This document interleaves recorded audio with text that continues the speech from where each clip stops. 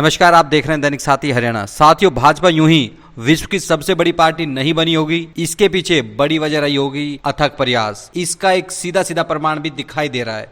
एक और हरियाणा में कांग्रेस अपना विपक्ष का नेता तक नहीं चुन पाई है, वहीं भाजपा लगातार तीसरी बार हरियाणा में चुनाव जीतने के बाद भी एक बार फिर से पार्टी को मजबूत बनाने में जुट गई है। इसी को लेकर शनिवार को रोहतक स्थित भाजपा प्रदेश कार्यालय मंगल कमल में सदस्यता अभियान को सिरे चढ़ाने के लिए प्रदेश स्तरीय कार्यशाला का आयोजन किया गया, जिसमें भाजपा के राष्ट्रीय महासचिव दुष्यंत गौतम, राष्ट्रीय सचिव ओम प्रकाश धनखड़, प्रदेश प्रभारी डॉक्टर सतीश पूनिया, प्रदेश अध्यक्ष मोहनलाल बड़ोली, पंचायत मंत्री कृष्णलाल पवार, जेल एवं पर्यटन मंत्री डॉक्टर अरविंद शर्मा, स्वास्थ्य मंत्री आरती राव, खेल मंत्री गौरव गौतम, संगठन मंत्री फणीनाथ शर्मा, भाजपा पूर्व प्रदेश अध्यक्ष पंडित रामविलास शर्मा व पूर्व कैबिनेट मंत्री डॉक्टर बनवारी लाल सहित कई वरिष्ठ नेता मौजूद रहे। भाजपा ने हरियाणा में 50 लाख नए सदस्य बनाने का लक्ष्य रखा है। इसमें हर बूथ पर 250 नए सदस्य बनाए जाने का भी टारगेट है। इसमें विधायक से लेकर सांसद व पूर्व में चुनाव लड़ चुके तमाम नेताओं की जिम्मेदारी भी तय की गई है। मुख्यमंत्री नायब सैनी को भी रोहतक इस बैठक में शामिल होना था, लेकिन दिल्ली में पीएम मोदी व गृह मंत्री अमित शाह के साथ मीटिंग होने के चलते शामिल नहीं हो पाए। अब आपको दिखाते हैं दिल्ली में पीएम मोदी से बैठक के बाद मीडिया से रूबरू हुए हरियाणा के मुख्यमंत्री नायब सैनी ने तमाम मसलों को लेकर क्या प्रतिक्रिया दी। देखिए, कल सभी हमारे माननीय विधायकों का शपथ ग्रहण था। एक दिन का शपथ ग्रहण समारोह विधानसभा में रखा गया था और उसके बाद आदरणीय प्रधानमंत्री जी से आज समय मिला था तो उनसे हरियाणा के कई विषयों को लेकर के चर्चा की है। आदरणीय प्रधानमंत्री जी ने पूर्ण रूप से इस बात को कहा, आने वाले समय के अंदर हरियाणा में तीव्र गति से विकास की गति को बढ़ाएंगे। देखा भी है पिछले दिनों, चाहे हरियाणा के रोड्स की बात हो, चाहे हरियाणा के अंदर मेट्रो की बात हो, आने वाले समय के अंदर हरियाणा एक तीव्र गति से विकास की नई ऊंचाइयों को छुएगा। आदरणीय प्रधानमंत्री जी ने पूर्ण सहयोग, पूर्ण आशीर्वाद वो रहेगा और हरियाणा की जो भी कार्य होंगे, जो भी ध्यान में आएंगे, उनको गति से हम कराने का काम करेंगे।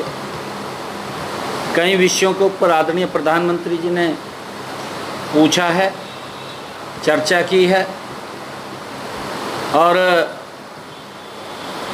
आगे आने वाले हरियाणा के अंदर क्या क्या कार्य करने हैं उसके बारे में भी हमने बताया है। आदरणीय प्रधानमंत्री जी ने जब बेटी बचाओ बेटी पढ़ाओ अभियान का हरियाणा से शुभारंभ किया था, हमने देखा है कि पिछले 10 वर्षों में महिलाओं के सम्मान में नरेंद्र मोदी की सरकार ने बड़ा कार्य किया है। मुझे खुशी है कि आदरणीय मोदी जी के नेतृत्व के अंदर ही महिलाओं को सशक्त और मजबूत करने के लिए नारी शक्ति वंदन बिल भी आया। आने वाले समय के अंदर हमारी बहनें, हमारी बेटियां भारत के अंदर विधानसभाओं के अंदर वो उनकी प्रेजेंस रहेगी, वो भी विकास की गति में मुख्य भागीदारी के अंदर रहेंगी और वो बिल पास हुआ है। आने वाले समय के अंदर महिलाओं के लिए एक बड़ा आदरणीय मोदी जी ने ये तोहफा दिया है ताकि वो भी इस देश के प्रदेश के विकास में अग्रणी भूमिका के अंदर रह सकें। और उसका परिणाम है जब महिलाओं को सशक्त और मजबूत किया गया। आज महिलाएं लगातार नए नए आयामों को छू रही हैं। आदरणीय मोदी जी उनके पीछे बहुत सपोर्ट कर रहे हैं। चाहे हमारी सेल्फ हेल्प ग्रुप की बहनें हैं, उनको सशक्त करने का काम मोदी सरकार कर रही है, चाहे हमारी ड्रोन दीदी हैं। आदरणीय प्रधानमंत्री जी का ये विजन कि महिलाओं को किस प्रकार से सशक्त करके और उनको कौशल में निपुण करके आगे बढ़ाया जा सके और ड्रोन दीदी के माध्यम से भी महिलाओं को सशक्त और मजबूत करने का काम ये मोदी जी की सरकार, डबल इंजन की सरकार कर रही है। आने वाले समय के अंदर आदरणीय प्रधानमंत्री जी ने इस बात को कहा है कि हम तीव्र गति से, पूरा सहयोग आदरणीय प्रधानमंत्री जी का आशीर्वाद मिला है उनके दिशा निर्देश में, उनके ही नेतृत्व के अंदर हरियाणा को हम तीव्र गति से आगे बढ़ाने का काम करेंगे। नॉन स्टॉप हरियाणा और हमारा बढ़ता हुआ हरियाणा। हाँ, देखिए, जो आपने कहा है कि उनका इंटरनल मामला है, कौन ओपोजिशन का लीडर बनेगा, परंतु अभी गुत्थम गुत्था चल रहा है कि किसको बनाएंगे किसको नहीं बनाएंगे। कुछ लोग किसी का नाम लेते हैं, कोई किसी का नाम लेता है और द्वंद्व चला हुआ है कांग्रेस में। कांग्रेस में जो ये द्वंद्व है, ये क्योंकि लोगों की, मैं तो ये मानता हूं कि जो विपक्ष की भूमिका है वो भी विपक्ष की भूमिका कांग्रेस की चिंताजनक है। कहीं भी देख लीजिए आप, केंद्र में देख लीजिए, झूठ से सिवा कुछ नहीं है।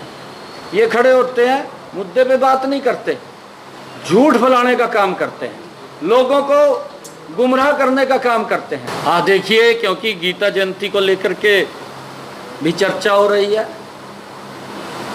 क्योंकि अंतर्राष्ट्रीय गीता जयंती महोत्सव ये हमारी जो संस्कृति, हमारे संस्कार हैं और जो लैंड ऑफ गीता हम सब के लिए बड़ा गर्व की बात है कि कुरुक्षेत्र की पवित्र भूमि, जहाँ पर भगवान श्री कृष्ण ने स्वयं अपने मुखारबिंद से ये ज्ञान का संदेश दिया, कर्म का संदेश दिया, उस गीता जयंती को कुरुक्षेत्र की पवित्र भूमि के ऊपर ही नहीं, हरियाणा के हर घर के अंदर तो मनाते ही हैं, परंतु पूरे देश और पूरे विश्व के अंदर अंतर्राष्ट्रीय गीता जयंती महोत्सव हर्षोल्लास के साथ मनाया जाता है। लाखों की संख्या में लोग गीता जयंती महोत्सव में भाग लेते हैं। हमने केंद्रीय नेतृत्व को, ये सभी हम नेताओं को निमंत्रण देते हैं और उसमें जैसे भी समय लगता है हमारे नेतागण उसके अंदर उपस्थित होते हैं।